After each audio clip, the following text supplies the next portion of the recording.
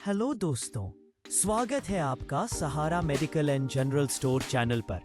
यहाँ हम आपके लिए लाते हैं हेल्थ और आयुर्वेद से जुड़ी भरोसेमंद जानकारी। आज की वीडियो में हम बात करेंगे डाबर सिटोप्लादी चूर्ण के बारे में।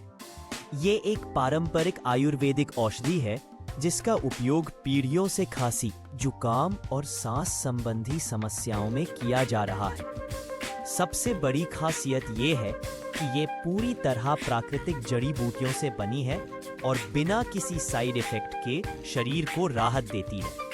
इसके उपयोग खांसी और गले की खराश, बलगम और जुकाम, सांस की तकलीफ और अस्थमा, पाचन सुधार और रोग प्रतिरोधक क्षमता बढ़ाने में।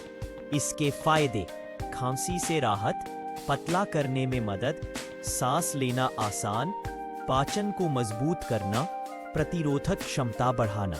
इसमें मिश्री, वंशलोचन, पिप्पली, इलायची और दालचीनी शामिल है जो मिलकर इसे एक असरदार आयुर्वेदिक औषधि बनाते हैं। अगर आपको ये जानकारी अच्छी लगी तो वीडियो को लाइक और शेयर करें और हमारे चैनल सहारा मेडिकल